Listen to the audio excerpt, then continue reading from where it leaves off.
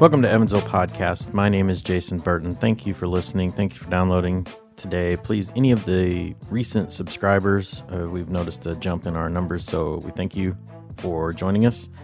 And also check out some of our previous episodes. If you go to evansvillepodcast.com, you can find links and show notes and all that good stuff. So check it out. Check out some of our Evansville Podcast Network shows. You can find all that information on evansvillepodcast.com. Also, wanted to let you know today's episode is sponsored by eluxurysupply.com. It's Evansville-based, veteran-owned company. Please check them out. They're doing great things. We're loving our mattress that we bought from them recently. And so check it out. Go to eluxurysupply.com. Use offer code EvansvillePodcast10 when you're checking out, and you'll get 10% off of your order. So we thank eLuxury Supply for making us some discounts available for our listeners. So thanks. And wanted to get into the show today. We're talking with Michele Branson-Bopp, who is the principal at Washington Middle School. She's got a lot to say about the current state of education in Indiana. And so it's a fascinating talk to learn, just very enlightening. We'll say this. So wanted to get this out before voting in case it would affect your vote in some way. Want to get all the information you can to make an informed vote. So please, hopefully you'll hear this. And if not, if you listen to it afterwards and something stirs you into action, whoever gets elected, please let them know how you feel. That's the best way we can handle things going forward for our education. So let's get into the show.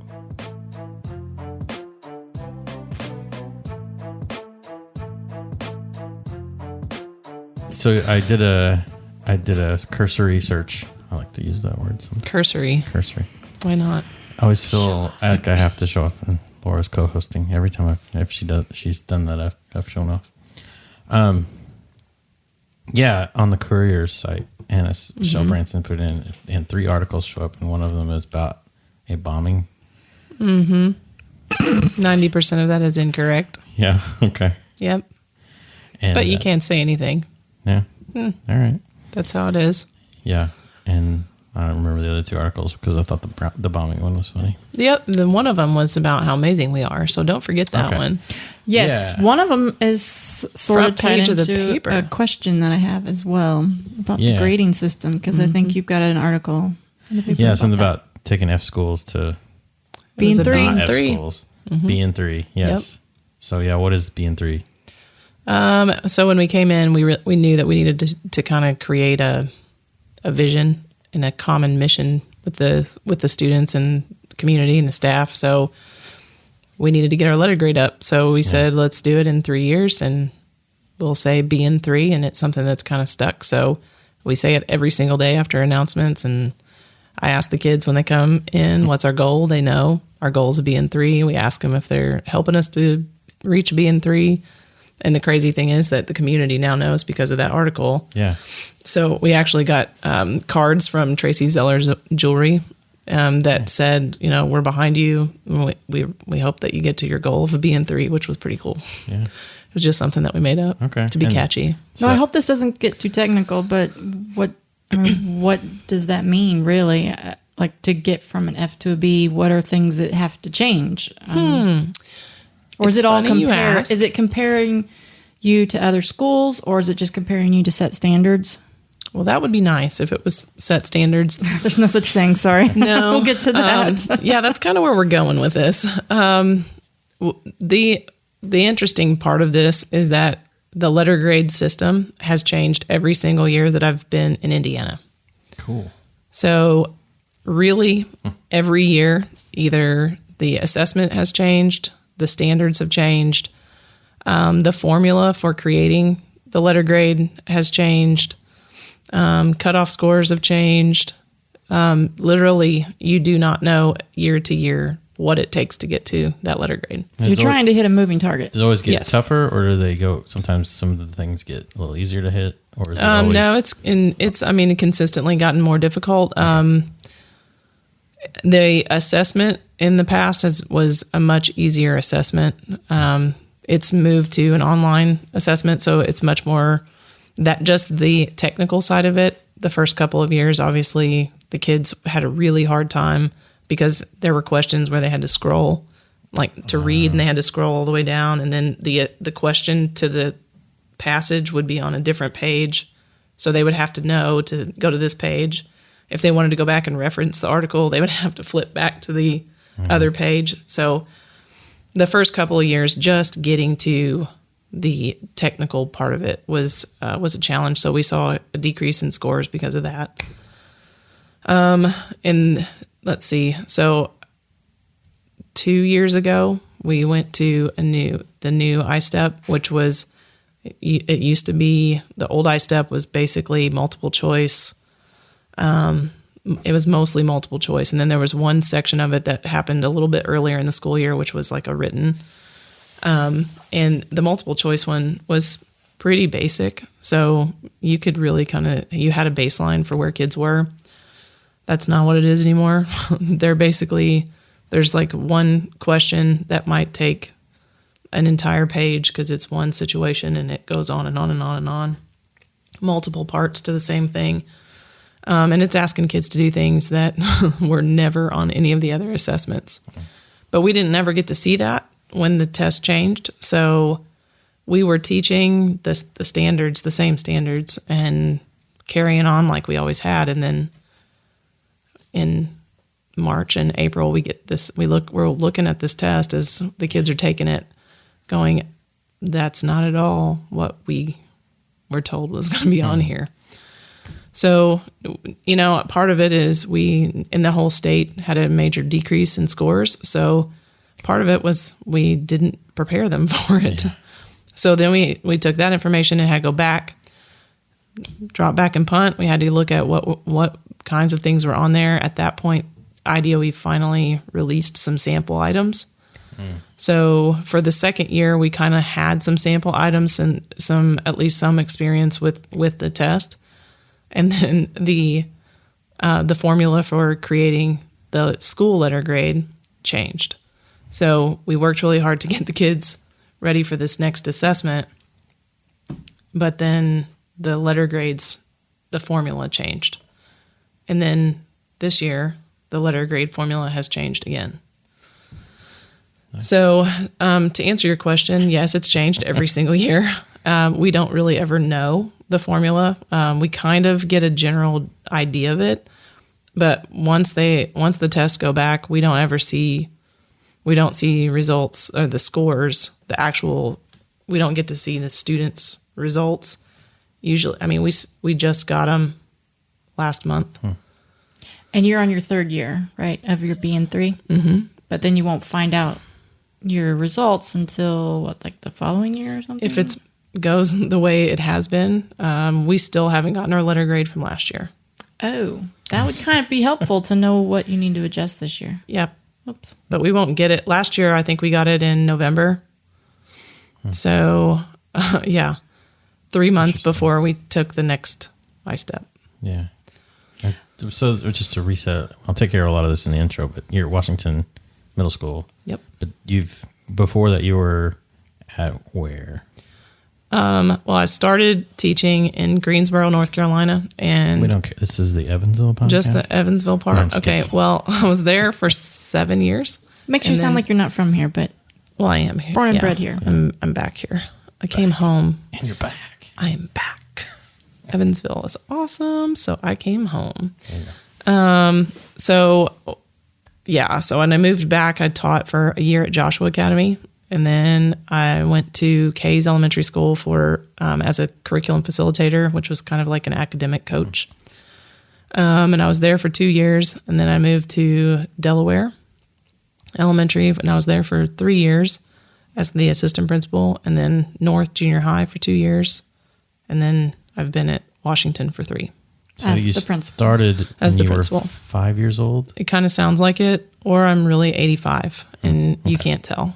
Or I've aged well. You worked 2 shifts at the school, maybe. That is pretty accurate. Yeah. I'm now on, what time is it? It's kind Hour 13 of my day. Sweet. And I haven't been home. Well, at least you get paid hourly. Sure. Yep. Also, about that. I have questions about that as well. You work on tips. There's so many things that I want to talk to you about, and I know we're going to just be jumping all over the place because I still wanted to talk about iStep, of course. But then we started talking about hours, and I think you and I had this conversation the other day too, that a lot of people think teachers work 180 days a year, so quit your bitching. Gig. But we know that's not the case. Could you kind of educate, enlighten us on what it's really like? Yeah, that comment is almost laughable, because so this year my teachers have been in the building. They were in the building for professional development, full professional development days throughout the summer for 10 days. That doesn't sound like a lot, but that's just the professional development part of it. And then they spent additional days working with their teams to actually do something with the training that they received. In addition to that, they get 1 day to prepare for the start of the school year. So there's not a single teacher that I've ever known that just goes in the day before students come and get their classrooms together. So most of my teachers are in for about 2 weeks before even the technical start of their school year, you have to clean the rooms, you have to set up your desks, you have to it sounds dumb, but it's the bulletin boards, it's organizing your shelves, you've got to get the books all cleaned up and put them back on the bookshelves, and you look at your rosters and you try and figure out, look at the students that are coming at you, trying to learn something about them before they get there. And then there's the whole lesson planning thing. So that doesn't just happen in one day. And you don't have good numbers because they don't get paid for it. All of that part that you're mentioning right there at the end, all of that lesson planning and classroom prep. It's just, this is something they do on their own to be better. Because you can't walk into any job without preparing, especially when you're on stage with 27 kids. So you've got to have a plan, and you've got to have it organized, and you've got to have things together. Plus, environment plays a huge role in the way kids learn. So when you really are passionate about what you do, you make sure that your classroom environment is a positive one. It's one that is conducive to learning. It's one that acknowledges that students learn differently, so you have flexible seating. But those things don't just happen on their own. So you've got to. They put in the extra time, most of the time 2 weeks in advance. The only difference is that I can't ask them to come in. So there's not like teachers aren't, I'm not saying you have to be in at 8 and we're all going to meet at noon. They just come in on their own. So some people, a lot of times I'll go in and open the building at 7:00 in the morning. Some teachers are there really, really early, and then I'll close it at 11 at night. Because some people come in after their kids go to bed because that's when they have free. But they're not paid. In addition to that, there's most of the week-long trainings or conferences. A lot of those are in the summertime. So I was at a week-long, it was 5 days, 4 nights conference that we go to because that's the only opportunity that we have for training. Yeah. So it's time away from, and we pay to do that. That's not something that for most teachers, unless you're in a school that has grants, most teachers are paying out of their pocket to go to conferences. Most teachers are also paying out of their pocket to buy furniture for their classrooms, they pay. So when you add up, not only are they not getting paid, but they're also paying.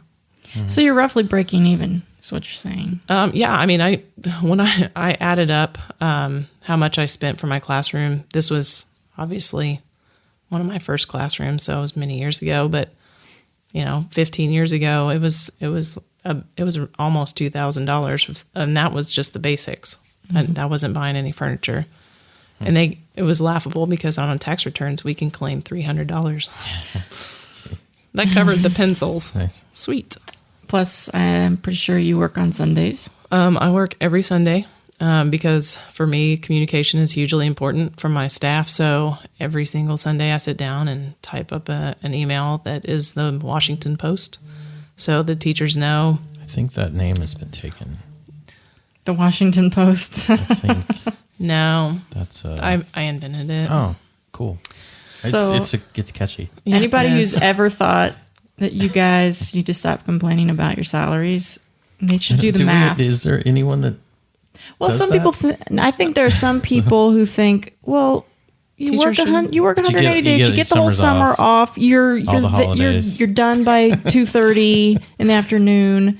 You know, Which is also that is pretty laughable. smart. yeah. It's currently 8:23. I think I got here 30 minutes ago. Yeah. I was working until then. Mm-hmm.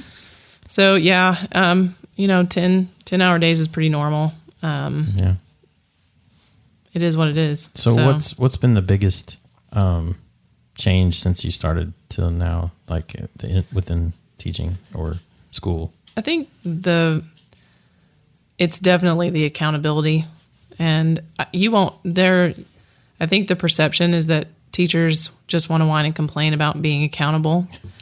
That is, my experience with the teachers is that there's not anybody in education that complains about being accountable. In fact, I appreciate being accountable because I'm a professional, and there's not a profession out there that doesn't have some level of accountability. So I want to be treated like a professional. However, my grading scale changes every single year. That's not typical. I think that's the biggest thing is just the changes and every single time that we have a new governor, we have a new school board, everything changes. So when the political landscape changes, everything changes. So just about the time that you get feeling confident about where you are and where you're going and you know what you need to do and you start moving kids, you change directions because we're clearly not going to do what they were doing because that's the other party. Yeah. So you just have to. Interesting. People say all the time, my mom's been in education for 39 years, and she says all the time the pendulum swings one way and then it swings back the other, and in that many years you just see things come and go and they come right back, and it's just reinvented and called something different. So you hit on like the superintendent, school board, governor. What parts do they actually play? Like, I know when I go to vote, I'm voting in school board members. Mm-hmm. I don't have a clue what they do or how I'm supposed to choose. Could you give me an idea of what school board members actually do, what impact they have on your job, what like the superintendent does, and then what the governor does, and how those all do you get pulled in different directions? What do they do, and how should we be voting? Sure. Well, at the state level, we have the governor, and then we have the Indiana school board, and then we have the Indiana state superintendent. Right now, our state superintendent and our governor are not friends, and their policies often conflict. So there's been some perception that we can't get anything done or we can't move forward because there's not a whole lot of collaboration at that level.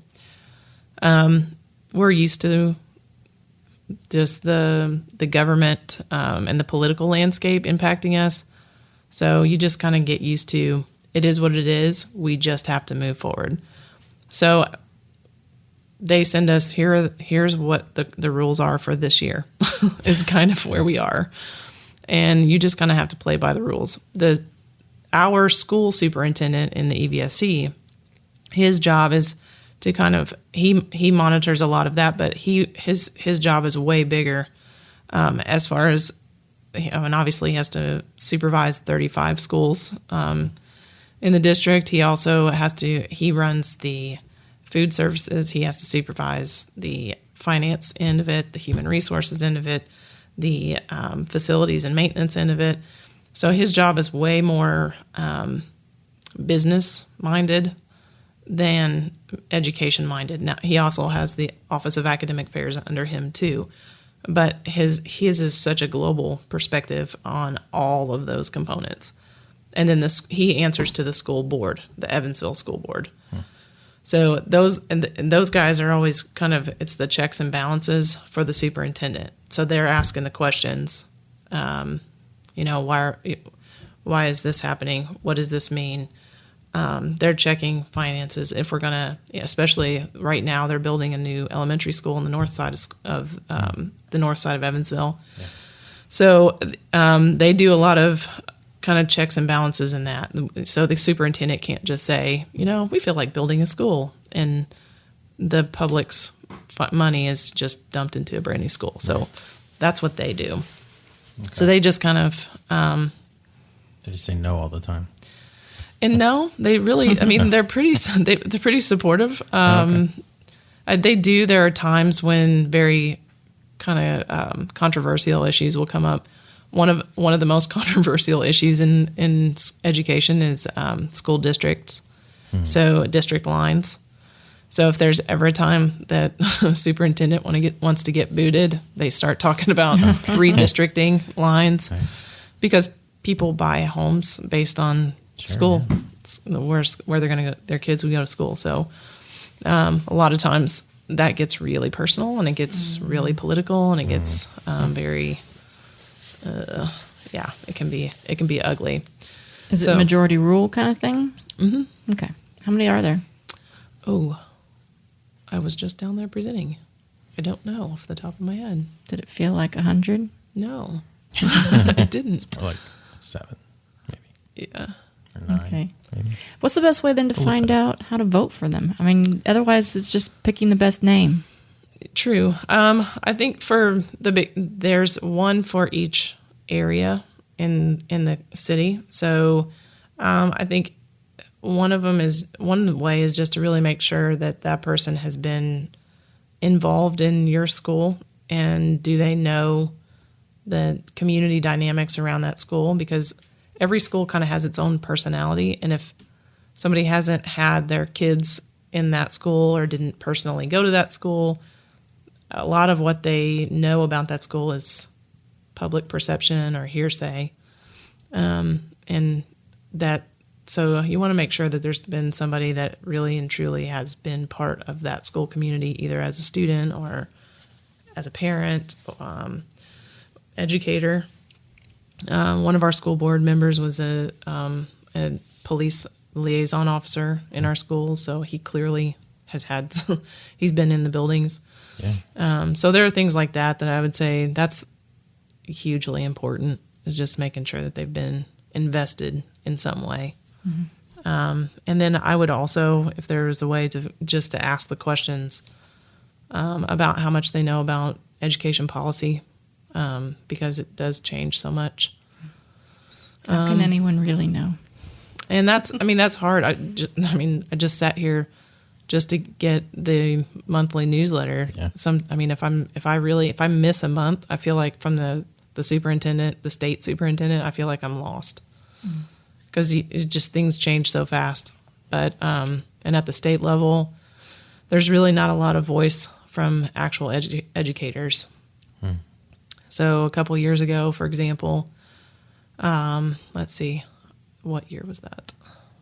We initially, under our previous governor, started transitioning to the Common Core, which Common Core is so funny to me because people flip out when they hear the Common Core. There are people who are very passionate that the Common Core is the devil, and that the government's trying to tell us how to teach kids. And I hear things like the Common Core is crazy because it's teaching kids ways to do things that are so different, and we're going to have kids who can't put something together. It's crazy because the Common Core is really just a list of things kids need to know in each grade level. Really, that's literally all it is. It has nothing to do with any of the presidents. Obama had nothing to do with the Common Core. It was basically the states started to come together and say, it's kind of crazy that every state can create their own list of standards, and every single state can create their own assessment. So when we took a test and we said, our kids are at 75% passing, and then Arkansas says, our kids are at 92% passing, but if their test was, 30 questions multiple choice, and ours is a digital online rigorous standard, that doesn't really mean anything. Literally, we were comparing apples and oranges. Yeah. So the states started to get together and say, we're kind of the United States of America. That would be good if we had common expectations for what students should learn. And God forbid if a student moved from Arkansas to Indiana, they could be on a completely different playing field, like totally lost one way or the other. So they came together and started creating this list of, they got together all of the businesses and colleges and universities and employers and started asking questions. What do you want students that graduate from high school to be able to do? What do you want them to know? What do you want them to be able to do? And so essentially they came up with this list of things, and then they said, okay, if you want them to know this at 12th grade, then in 11th grade, they should do this. And then in 10th grade, they need to do this. And they backwards mapped it all the way down to kindergarten. So they came up with this list of standards. It actually went out to the nationally. People voted on it. People made adjustments. Professors, business people, educators. It was like a huge, massive collaborative effort between all of the states to create this list of standards. And then politics got involved. So essentially what happened was that we started making this national movement towards coming up with a common set of standards. And then, of course, if you have a common set of standards, you would need a common assessment. Well, business, as you can imagine, there have been a lot of companies that have made a lot of money building assessments for all 50 states.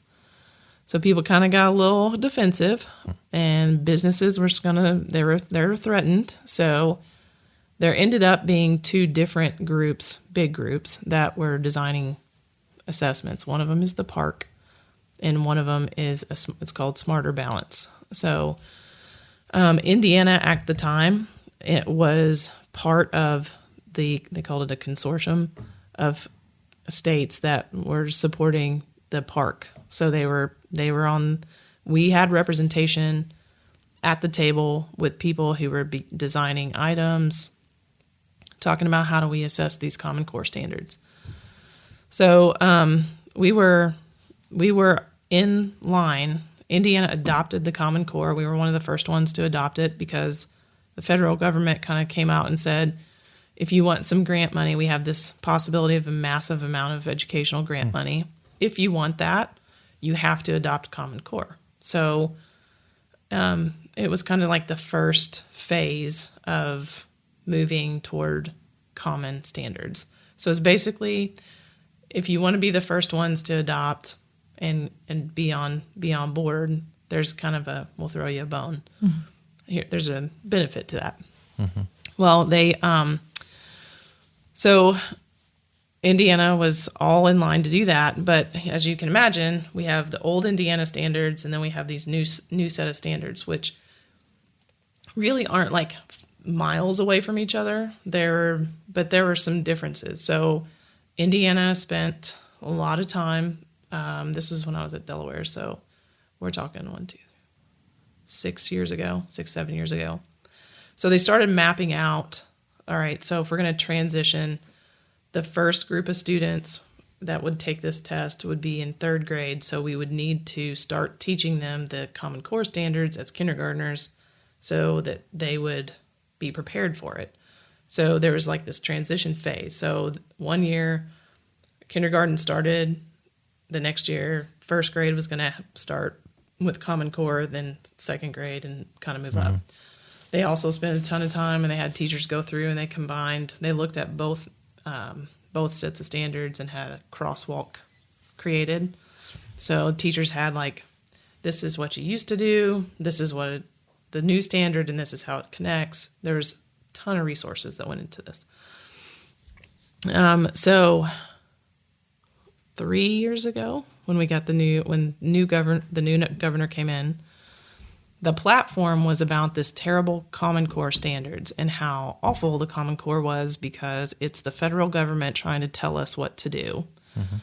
So it got painted into this like very negative light that, it's all a political scheme. The government's telling us what to do. The Constitution says that we have rights as each state to create our own, so we shouldn't be part of this. So Indiana, at this time, there was a huge, we started kind of getting nervous because we had spent 3 years already trying to begin this transition toward Common Core. And so I was actually asked to represent at the state legislative hearing on Common Core. I'm going to go on record for saying that's like learning how sausage is made. You can't unsee it. Yeah. A lot of respect you have for the government and how it works. It was That's a good analogy. kind of, you don't go backwards from that. Yeah. So here's the thing that happened. So I sat in this beautiful state house and I watched as people got up, and you literally get 3 minutes to say everything you needed to say. So sure.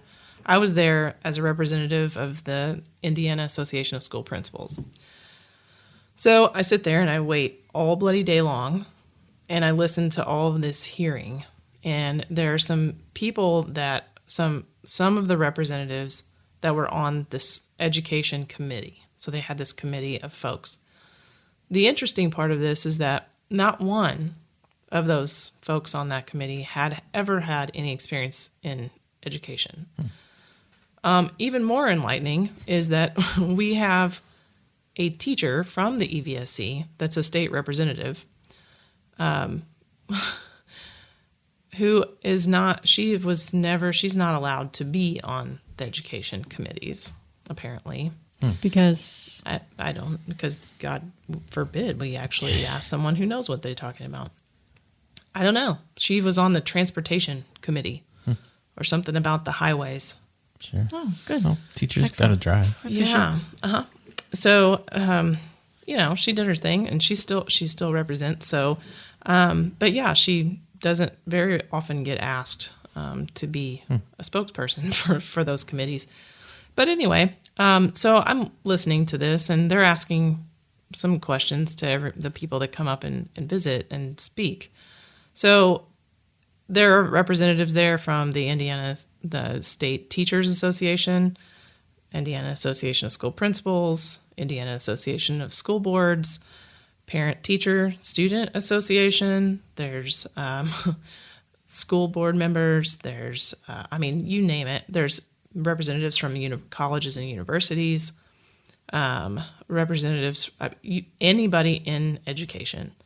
I listened as every single one of them that was actually in education stated positively, we need to do this because, number one, we've already put a ton of work into it.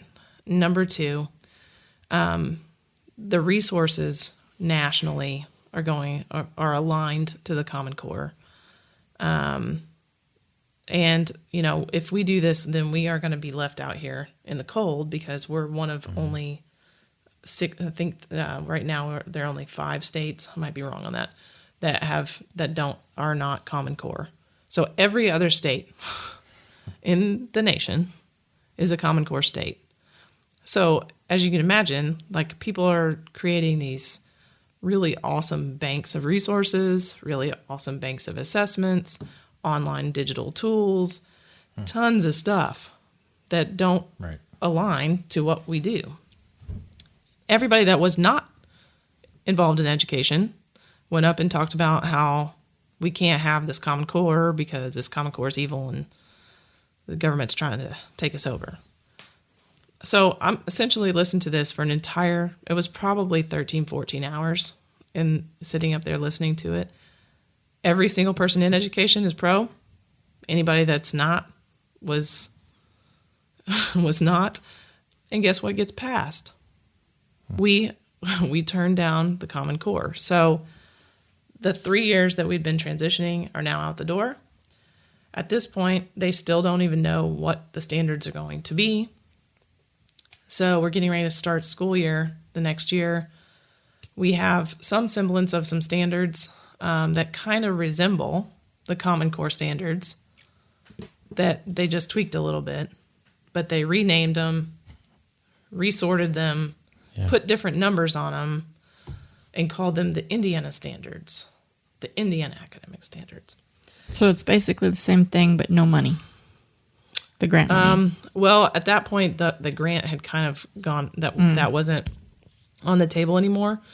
So, it was essentially just the biggest issue at that point is that everybody else in the nation had already gone there. Mm-hmm. And I remember I told you that we were on the consortium for the park assessment, which was the assessment aligned with the Common Core standards. So we were sitting there at the table, and then our state decided not to be Common Core. So then we had to pull out of the park consortium, which means that we now also don't have an assessment. Because if we did that national assessment, it would not align to our current Indian academic standards. So we go into that following school year with new academic standards and no assessment. They did not create the assessment. They created the assessment in the course of about 5 months. And if anybody that knows anything about standardized assessments is you have to vet out items, and they put items on the year before's assessment randomly so that they can pull those out and have cut scores. And it's not something you throw together in 5 months, but that's what we did. And that was the year that we also went into, it had to be online, because one of the things that was a national requirement was that every state had, regardless of what their standards are, had to go into a second generation assessment, which was basically just means that it's digital, but it includes things like, instead of just multiple choice, kids are dragging and dropping items. Mm-hmm. They're responding to items. They have to manipulate tools online, digital tools, because the reality is that's what they're going to have to do in the real world. So we went into that school year with having literally no idea what our assessment was going to look like. We did not get sample assessment items until, I believe it was February. We got a few sample items, but then the assessment was in March. Yeah. Cool. And then the second part of it was the following month. So we literally went into it blind, which is not a problem for schools who normally have pretty good grades. But when you're a priority school like Washington, because we had been an F school for so long, we have a sense of urgency, and we have a sense of we've got to make some changes. So we went into that school year. The assessment was such an issue, and there were so many problems with it. The state came back and said, we're going to allow you to keep your grade from the previous year. That's great if you're an A school. Not so hot if you were an F. No. So, so they froze the grades, but they still reported it in the newspaper as if they were their current grades. Yeah. So the A schools got to be reported as A schools, even though according to the new scores, we wouldn't have been. Yeah. So if they technically, based on the new formula, dropped to a C, some of them, but they got an A in the paper. So what, if you're an F school or so many years, what's the penalty for that? So after a certain number of years, each year that you have consecutive, after the third year, you start to see some more accountability. People are paying attention a little bit more. Sure. We are in year 6. So we had to, last year I had to have a public hearing so that the state school board came down, they had to listen to what are we doing to to turn Washington around. I also have a lot more support from, I mean, obviously our district office has to support us a lot more because it's a priority. We have to get the scores up. It means that I do have outreach coordinator that's assigned to us from the state. So IDOE comes in and they do an audit every year. The guy who sits behind me every day? Nope. Oh, okay. That's the family and school community guy. I'm sorry, Desmond. I still don't know what you do. Yeah, he's the community engagement guy. So IDOE is the Indiana Department of Ed sends out an outreach coordinator to all the priority schools, and they check in with us occasionally, and then they do the audit in the springtime. They try and come down. It means that I can get grants for support. I get school improvement grants. Okay. So in some ways, the benefit is that I have access to a lot more support. But it is not an easy task to turn a school around.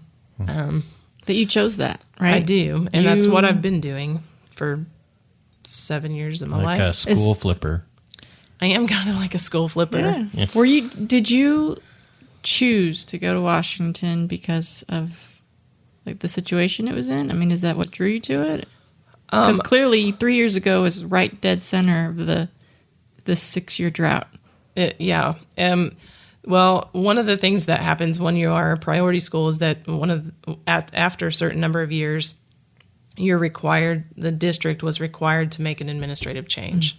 So so there are several things that have to happen. So I mean, obviously with supports and things like that, the school also the state can require them to change administration. They can also say that up to 50% of the staff has to change.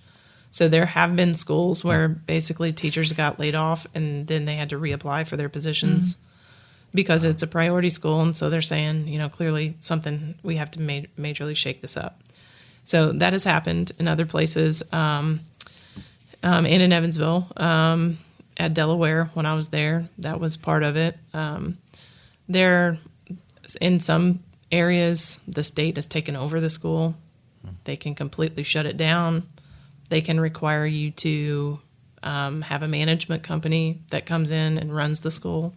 So, I mean, the pressure's on. Let's be real.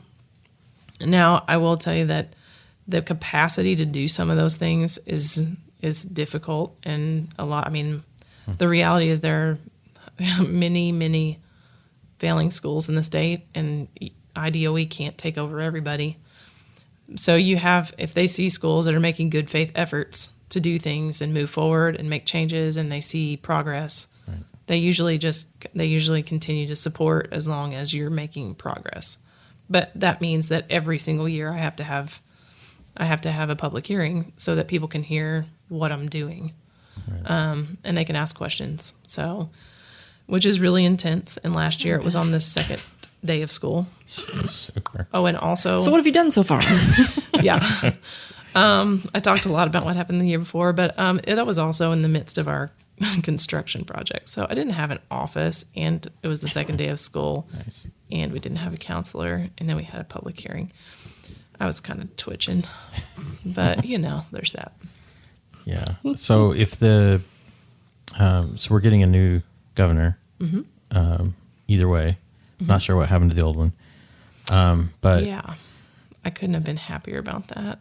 That was actually when I had that question. Yeah. So say the new governor likes the core and wants it.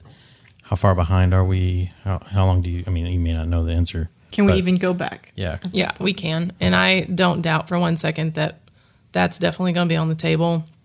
I think because what they've realized. So essentially, when we don't have Common Core standards, we had to create our own assessment. And I told you they threw it together in 5 months, and then they had to make tweaks. And then we did it again, and it was terrible. So then they fired that management company and assessment company, and then we went to a different company who then had to make a new assessment. So we just last year had that company, which we also had some major issues with. I had 274 students whose assessments were paused in the middle of testing. So that's also accurate, I'm sure. Wow. But we don't know because we haven't received those scores. We've received student scores and have like raw data, but we don't have the calculation of our score yet. Because they're doing it by hand. Probably. Right. Okay. Gotcha. Last year, the assessment was so messed up that they opened it up for rescores requests, and then they told us that they didn't have time to do all of them that were requested, so they didn't get to it. Sure. So sorry, we shouldn't be laughing about. I mean, when people want to know why teachers are grumpy,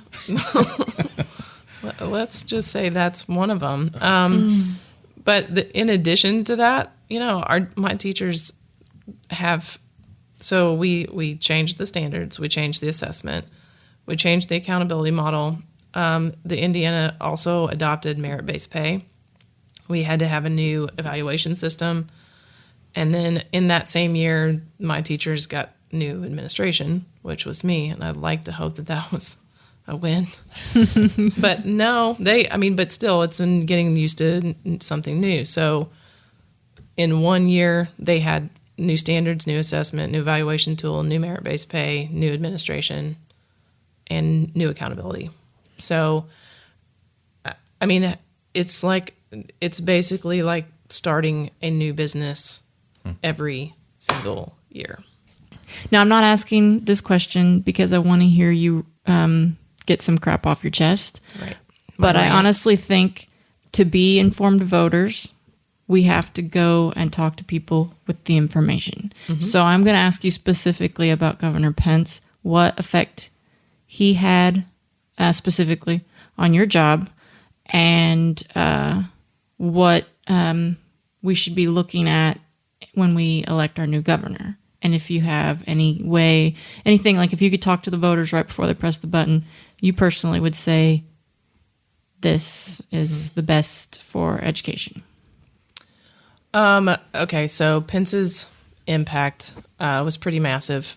He came in with a very clear party line and platform of everything that had happened previously was not good for Indiana, and also that that we needed to protect the state rights to make our own decisions at any cost. At any cost.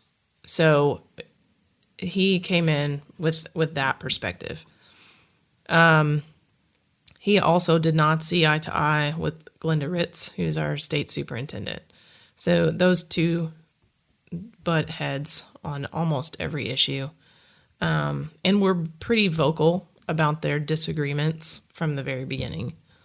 So I think the thing that's, obviously when you spend 3 years working toward this transition toward a national set of standards and a national assessment, and then the rug is pulled out from under you and you have to circle back and go start all over again.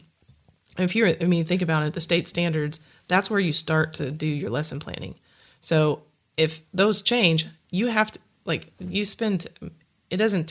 takes months to build your curriculum maps. So in the summer, when teachers come in, what they do is take those maps and they kind of look at what things go together. Because the standards are just a list of things they need to know. They're not you don't just start at number 1 and go down the list, because they're just things you need to know. So they don't have any meaning unless you chunk them together into units that make sense. So, and not only that, but I ask the teachers to look across curriculum. So especially the elementaries, when we were at Delaware, they took their science and their social studies themes and they mapped those out throughout the year into time periods that made sense. So when kindergarten's learning about seasons, when it was fall, that was something that was a big deal. So they would learn about the seasons. They would talk about fall and what fall meant and why we have fall. And then they would add in the standards in math about sorting and counting and they would use pumpkin seeds, and they would go to the pumpkin patch and they would sort out different colored pumpkins and gourds, and there's a sorting standard. And so there's it kind of builds on each other, which makes it interesting and engaging for kids. So it's not just, okay, kids, we're going to learn how to sort stuff today. So here's a pile of chips, sort them out. Okay, you're good at that? You're not. So that doesn't, who wants to sort chips? It's a lot more fun. Are you talking potato chips or poker chips? Poker chips would be not interested. Not interested. Kindergartners will eat both. Yeah, they don't really care. That'd be fine. I think my dad has some of these at home. You'd get a story like that. Yeah. You'd get one of those. So anyway, they spent hours building those maps so that they would be engaging and interesting topics for kids. And then when the standards changed, you had to change all of that. Plus, when your standards change, your assessments, their individual teacher assessments also have to change. So it's not like back in the day when we were in school, like back in my day, like 100 years ago. I don't know about you, but that wasn't long ago for me. It was really not at all, except in the land of education.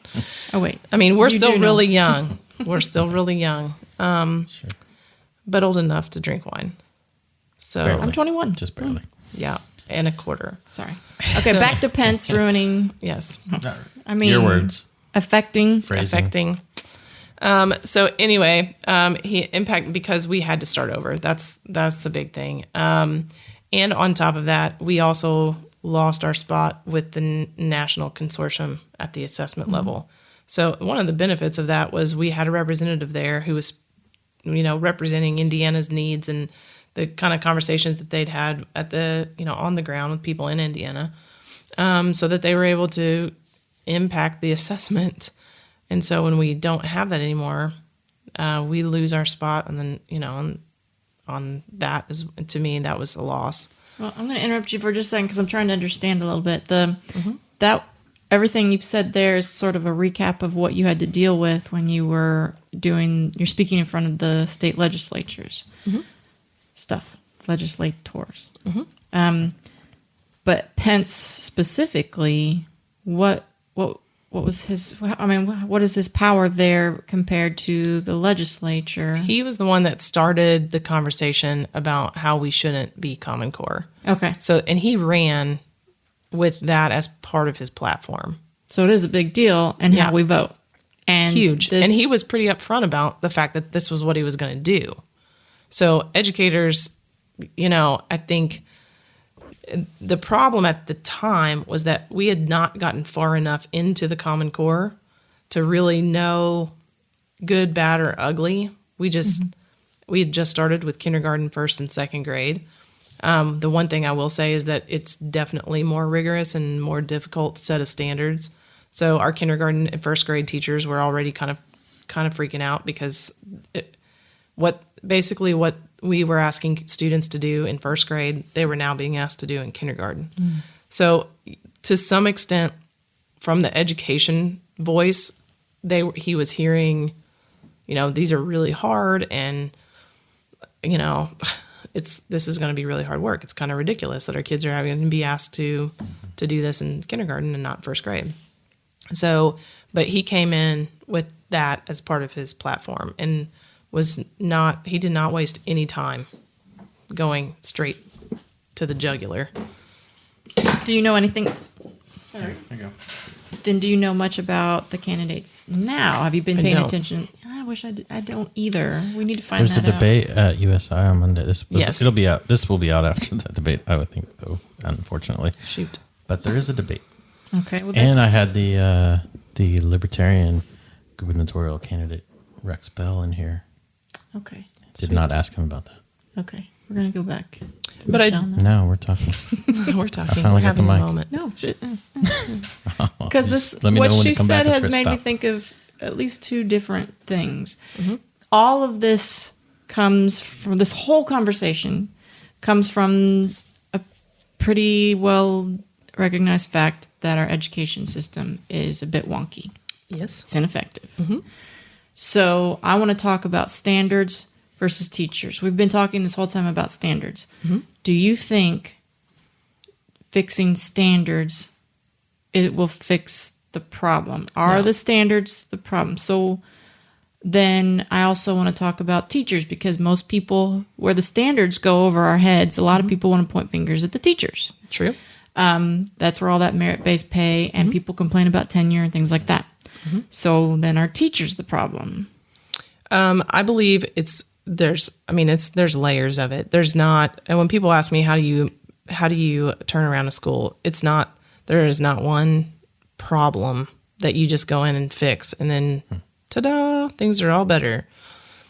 So in this situation, I believe the fact that there's been such instability has made it very, very difficult for our teachers. The instability itself has created a climate of frustration, which there's no way that we can disregard that frustration and think that it does not impact in our kids. It does.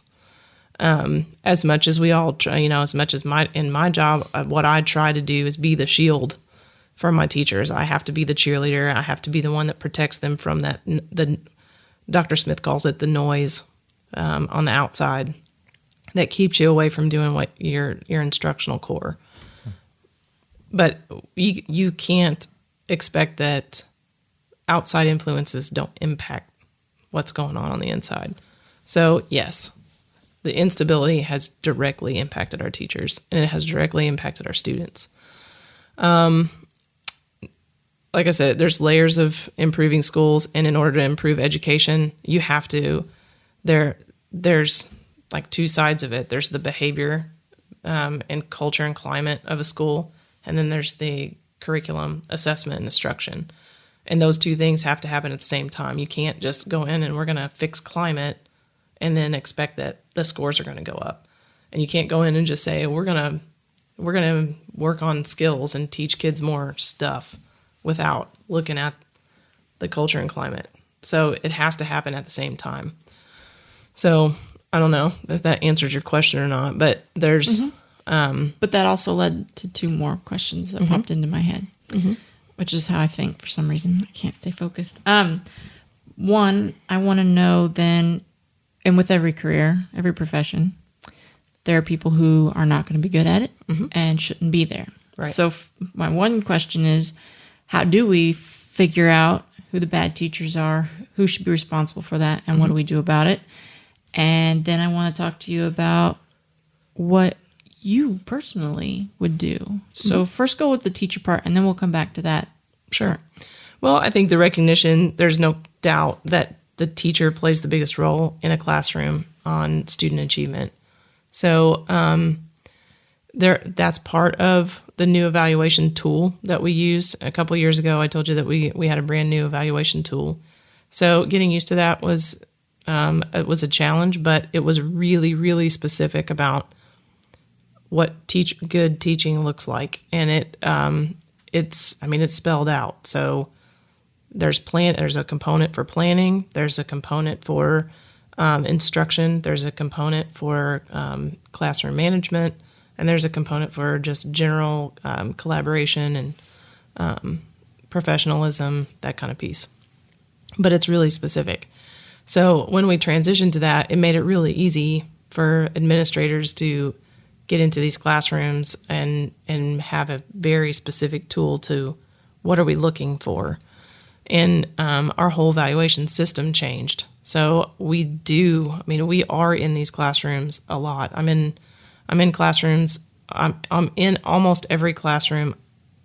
I'm at least maybe 2 or 3 times a week. And I have walkthrough forms that are just real informal observations that I use when I walk through.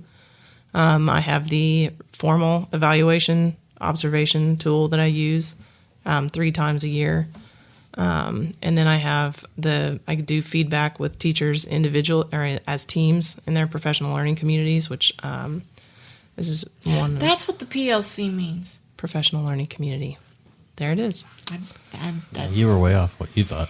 Tell her what you thought it stood for. I had no idea. I was kidding. She was going to come some. It's one of those things where people talk about it for so long that it becomes too awkward to ask anymore because you should have known, a month and a half ago. Right. Okay, professional learning community. Okay, sorry, go ahead. I was just excited to learn another thing. There you go. Another acronym, because that's how we speak. Oh my gosh. It's acronym vomit.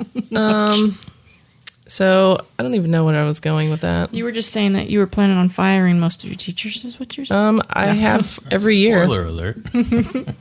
But my thinking would be that mainly it should be like almost 100% the principal who is in charge of the hiring and firing. Mm-hmm.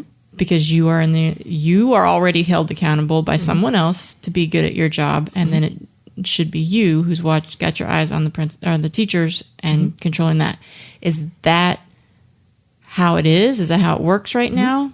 Or does somebody kind of overreach and say, "Sorry, Miss Branson, but we're getting rid of this person based on these numbers"? No. Okay. It is. So at Washington, there are only two people that can do observations, and that's me and the assistant principal. Now, the district office support staff can come in and do observations at any time as well. So in some cases, especially if I have a teacher that I'm concerned about or I have on a plan of improvement, I will often request to have someone from district office come in and do another observation, just so that I'm not being biased. Somebody that's just a completely outside observer, fresh perspective, just to be fair. Mm-hmm. Because I think when we talk about our kids, it gets personal, and you want to have the best teachers. But I think the other side of this is that these are people who also have kids and who also have worked to get to this point, and have paid to get the degree. So I don't take it lightly. And it's not something I would just walk into. I mean, unless, of course, a teacher does something that's just totally egregious. And at that point, there's don't pass go and don't collect $200. But if it's just literally, that's what they get. Truly, their salary for the. That's it, because that is their salary. So there are certain things obviously that are non-negotiables, but if it's just bad teaching, then I have to have due process, because we all have all of us have a legal right to due process. So I'm not going to take that lightly, but at the same time, when I really feel strongly that we're not providing the educational experience that our kids need, then I have to. That's part of my job. Or if you just don't like them. That's kidding. Usually something I try to avoid, but it is what it is. Now we're going to go to the second question that was popped in my head. If you were the superintendent, just this is what you became, I don't know, in November or whatever. Did we elect superintendents? How do they get that? No, they get hired, but they have to be approved by the school board. Okay, so someone chose you. Actually, anybody in education, public schools, have to be approved by the school board. You should be the superintendent. Okay, I'm going to do that. Okay. I would like to know, let's say you get chosen, whatever, what would be your number one priority get done ASAP? I think, again, it's like layers of things. The first thing would be to have a lot of conversations with the teachers in the buildings and then principals. And I'd probably just ask them the same questions that I asked the teachers when I went to Washington. What is it that you love about the EVSE? What is it that that frustrates you? And if you had a magic wand and you could fix anything, what would you do? And that would be the list of things that I would start with, because I've lived the land of Kay's Elementary School, Delaware Elementary School, North Junior High, and Washington. I have not lived the experience of Perry Heights Middle School or Cynthia Heights. I've not lived that experience, so I'd have to have a whole lot of conversations before I would even put together a plan. Okay, now we'll go one layer bigger. Now you are state superintendent. What would be one of the very first things that you would want to do? State superintendent, the first thing I would do is get us back on track to the Common Core and a national assessment, because right now last year we spent $37 million to create an assessment. Yeah, Gotcha. let that one sink in for a second. Yep. Interesting, because now I'm going to another question already in my head, and I'm not done with this one. Okay. I assume the answer is the same for if you became governor. Governor, yeah. Okay. What about president? Oh my. See, then at that point, yeah, I'd have to read a lot more Twitter posts to find out, because I'm not educated enough on stuff. I stay in education because that's my little planet. Gotcha. Okay, so now we're going to go back to the money part, because that was one of the first questions I had. Our taxes are the main source of revenue, I would assume, for the entire state of Indiana's education program. Then we also have little things that come in, not little, but like Grants. Like gambling money and weird things Sure. like that gets funneled into that. Sounds like a lot of money. And yet everyone that I know of is scrounging for every last penny, and we're still coming up short on everything. Where is all the money going? A lot of it goes to the assessments. The $37 million. Yep. Okay. That's a lot of money.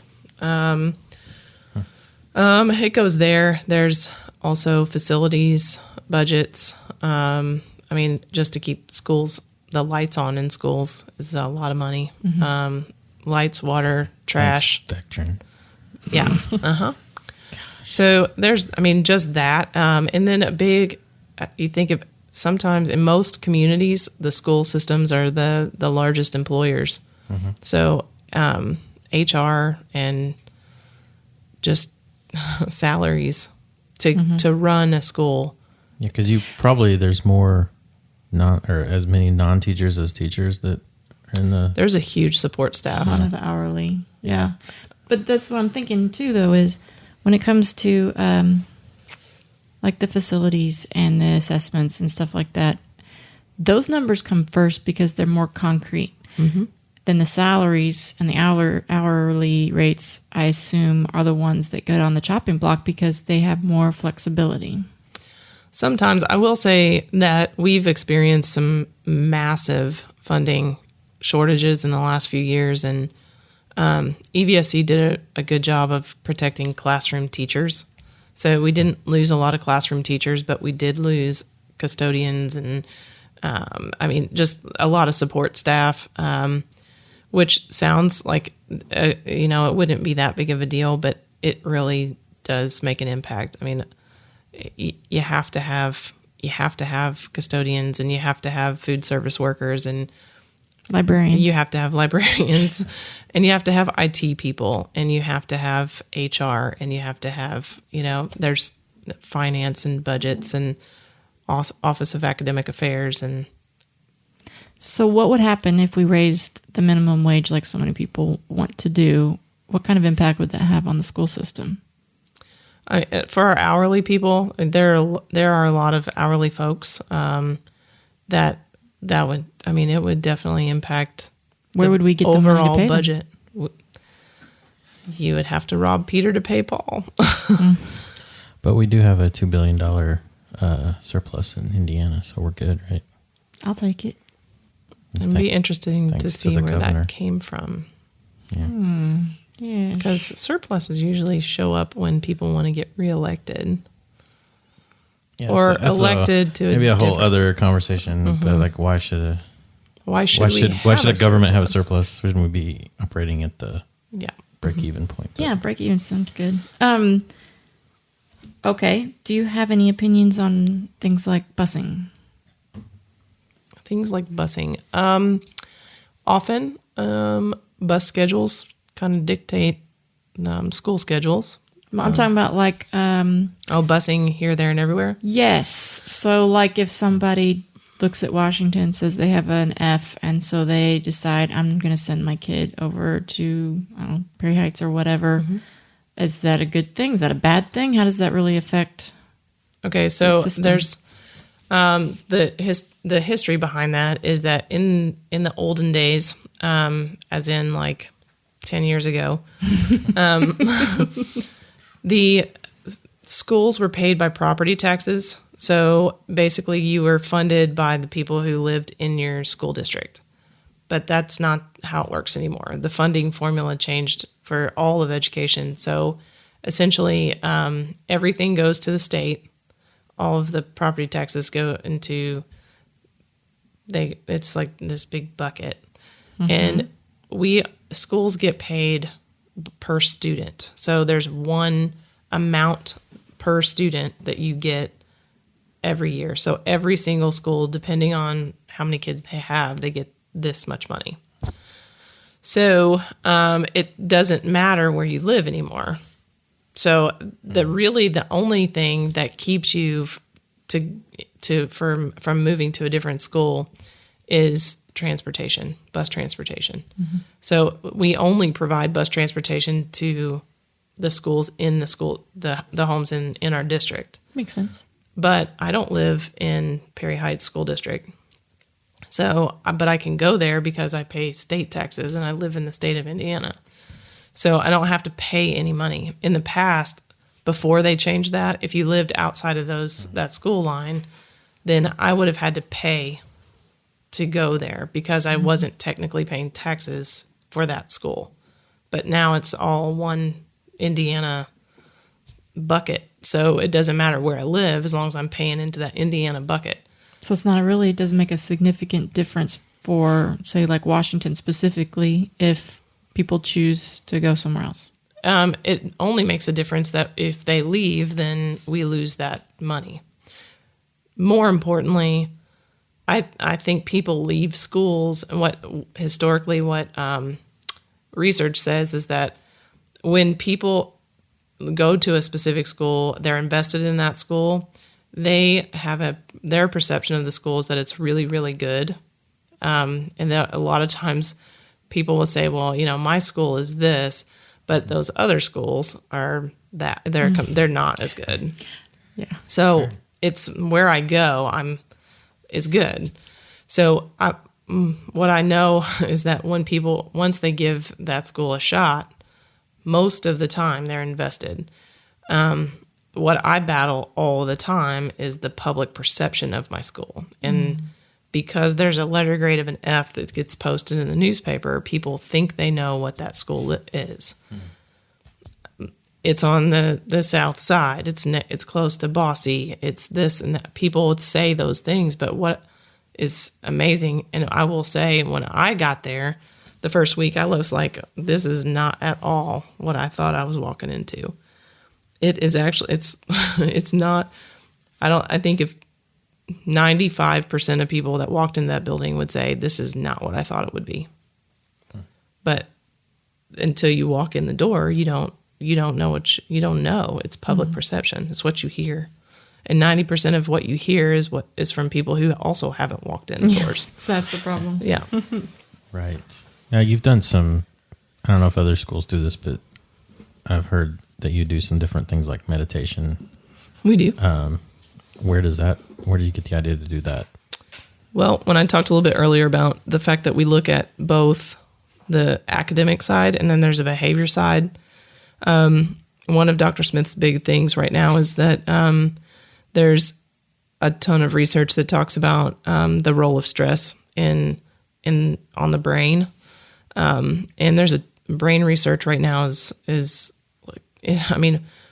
kind of that's our job, is to teach kids to use their brains. So if we don't know about how the brain works, it's kind of, so it's, in education, it is now, it's something that we're paying attention to, because what we're recognizing is that when kids are stressed out, they can't learn.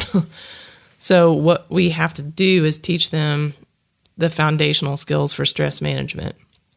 One of the ways to do that is we call it brain breaks, which is just to give your brain a pause and stop for a second and learn how to take some deep breaths and clear your mind for a second so that you can chill out and then move forward. And so we do that at the beginning of every day. We do it once during the middle of the day, and then we do it at the end of the day so that kids can learn that life skill of stress management.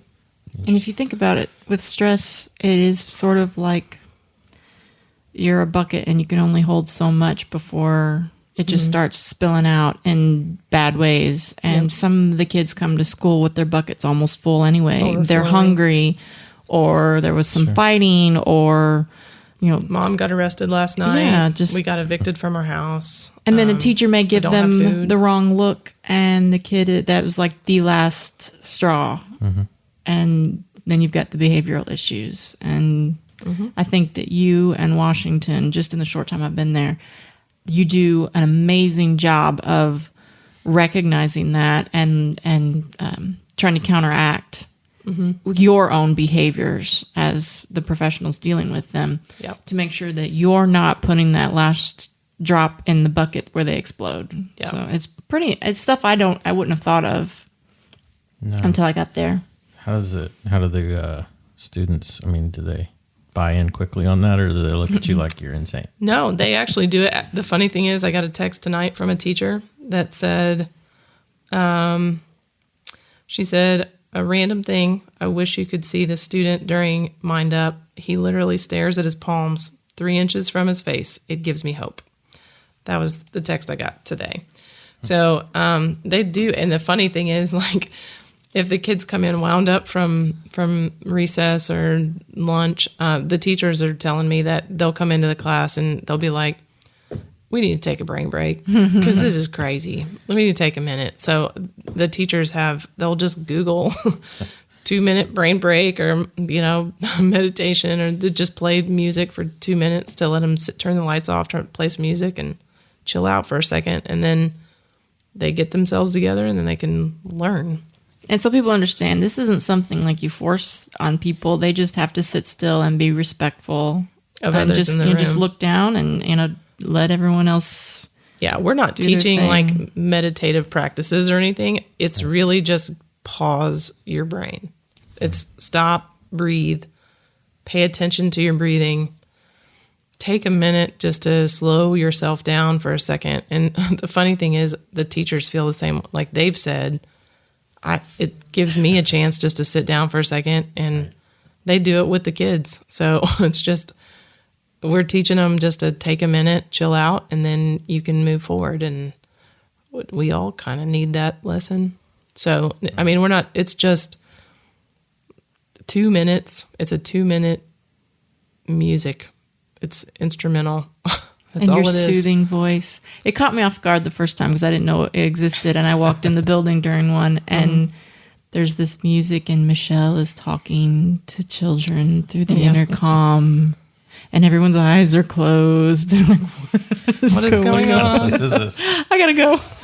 And it's funny. The teachers love it when I'm on a rant, usually about the hallway behavior, and then I'm like, okay, ladies and gentlemen, we're going to pause for our brain break. So I'll be just as a reminder, ladies and gentlemen, you need to be on the right-hand side of the hallway. Keep your hands and feet to yourselves. Now let's take a brain break. And you should see Michele, she's bipolar. Though, when she loses it and goes off on these children, it is still something to behold, because it's all about like, I care too much to let you guys do this to yourselves, to your future, and this is what your life is going to be like if you don't get this under control. I mean, it's just, it's intense, and it's one of those things where it's like you just, like Michael Irvin, you just like, I want to record this, and you just play it back to me over and over again. The kids call it Mama B's sermons. Mm-hmm. Mama B, are we having church today? Depends on how you act today. And one of the other things that caught me off guard too when I first started working there was the kids marching around the school like the walls of Jericho. Just because if they can't behave in the hallway, then they have to just keep practicing good behavior in the hallway, and you'll just see lines of kids up the stairs, down the other stairs. And one time I didn't, it took me probably 3 laps before I realized I was seeing the same kids, and I had to walk up there and like, are these the same kids that just came by here a minute ago? Yep. Oh, we're practicing. Because the other thing that we're learning about brain behavior is that in order for it to become something that they've learned, just like if you do math problems, you have to do it. If it's something new, you have to do it 8 times. So at the beginning of the school year when, when people say, as parents, we're like, well, do I have to say this to you like 50 times? The answer is kind of, yeah, you do. And if they've learned it wrong, it takes 26 times. And those are just averages. Great. Yeah, so Super. when the fact that Luke doesn't brush his teeth in the morning, that it's going to take me like Oh, it's your Luke. Okay, my right. Luke, not yours. Oh, see, our Luke is at night Oh, that's right. Oh. It's Willow. It's in the morning. Yeah. and at night. So it takes 26 times to undo that. We're going to make them brush their teeth 26 times In one day.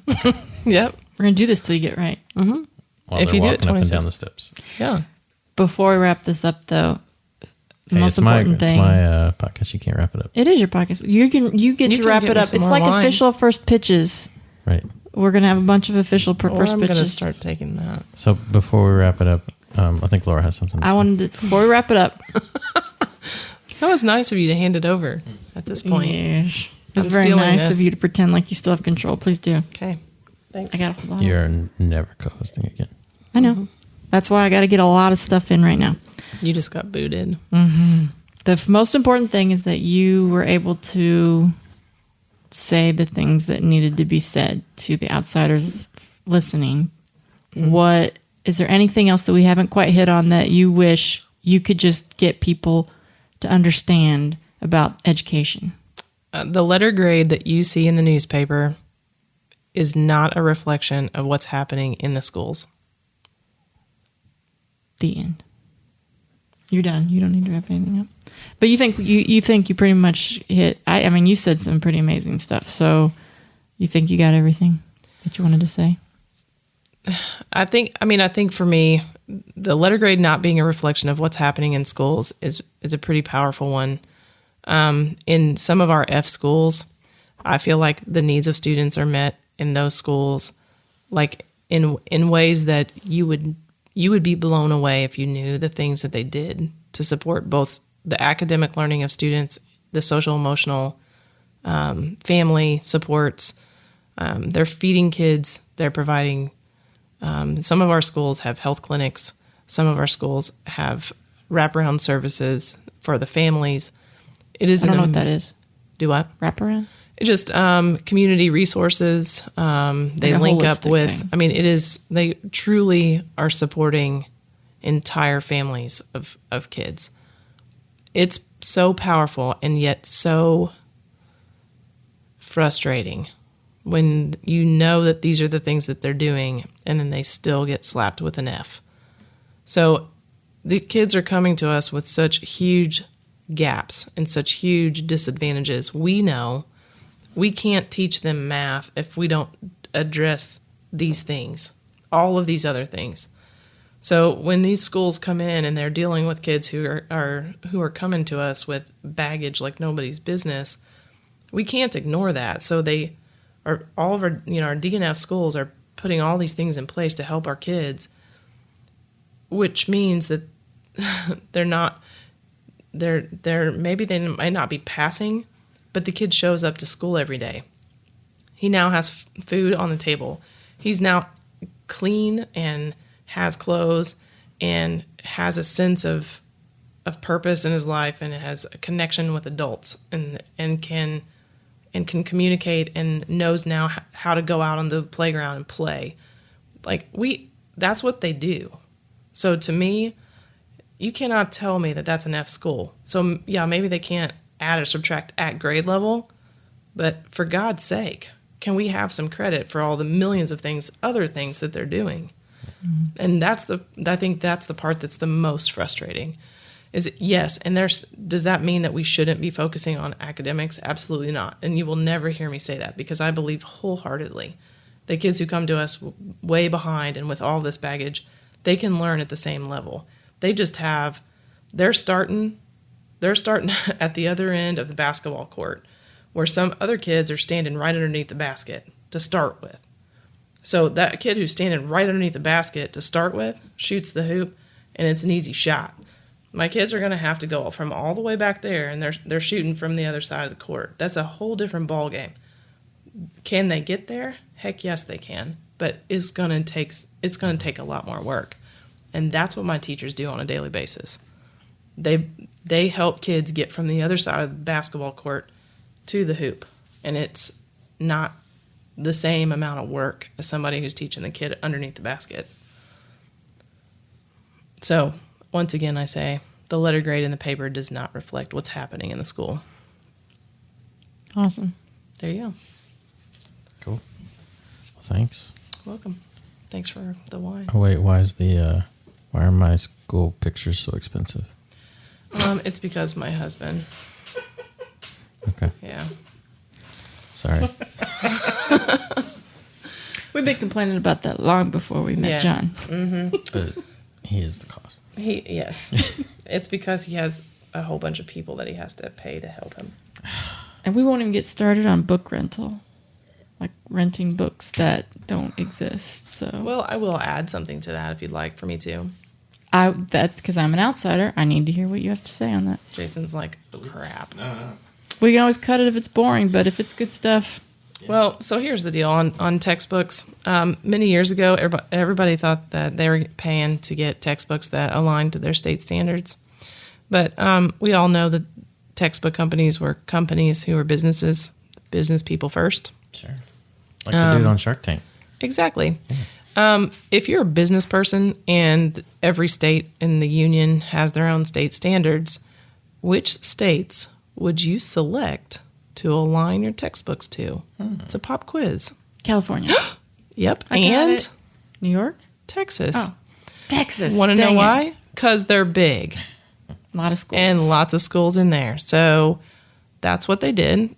So the textbooks historically have always been aligned to Texas and California state standards, which meant that none of the textbooks that we've ever had have actually aligned to Indiana standards. Note, there's a side note for you. So would a Common Core help with the textbook fees? It does, but also know that it takes about 10 years to create a textbook. But so, wait a minute. Our standards change every year. Oh, so we never have a textbook that aligns to our standards. Not once. Nope. And Let that sink in for a second there, guys. Cool. Not only are you paying for those textbooks that sometimes don't exist, they do not line up with any standard that we've had this decade. Well, let me back up, though, because what EBSC has done is said, okay, well, we don't have any textbooks that align to our standards, so we're not going to waste the money to purchase some of the textbooks because they don't align to our standards. But that also means that we have to pay for resources that are digital and for online resources, which are aligned to our standards. So while you may not have a textbook that comes home, the teachers and the students still have access to online resources. So it sounds frustrating, but the reality is sometimes that's all we've got. And we kind of have to just deal with it right now until the textbook companies can catch up with the Common Core. And That we don't have. We don't have currently, but most of the other states have been Common Core for 5 years, around there. So there are textbook companies they're coming out with things that are aligned, and a lot of resources that are aligned, which will be really cool when they're published and printed. But that doesn't happen quickly. So it'll eventually be there, which is another reason why I say if I was the governor, that would be the first thing that we'd do, because then Indiana would have access to all of those national resources that everybody else can use, but we can't. Now, and this isn't even a Republican-Democrat thing, because I'm big on states' rights, because there's a lot of times when that's more appropriate. But for people who are maybe struggling to understand why sometimes you need more of a federal view of something, imagine if every state had their own currency. Exactly. And it would be a very similar situation. Which is why Europe, which is a whole bunch of different countries, went to the same currency. So here we are, actually the same country, but we're all technically using different educational currency. Now, if we didn't cross borders Right. or anything like that, didn't move to go to a different college in a different state, we never moved, I guess that would make sense. But it's not the way the world works. Nope. You And have to we're be in- able to go anywhere in the country and hit those standards, get jobs wherever you want, move wherever you want. Yeah. And if we all are educating our kids in completely different things, Right. we are stuck where we are. No growth. None. And that's what launched the whole Common Core movement to begin with, was the recognition that we are so far behind in a lot of our skills, because in the past we've had, you can create your own. So it wasn't working. So that's another thing that keeps coming up is, if it's not working, maybe we should do something different. And a lot of people don't like different. So sometimes you have to rock the boat a little bit to move forward.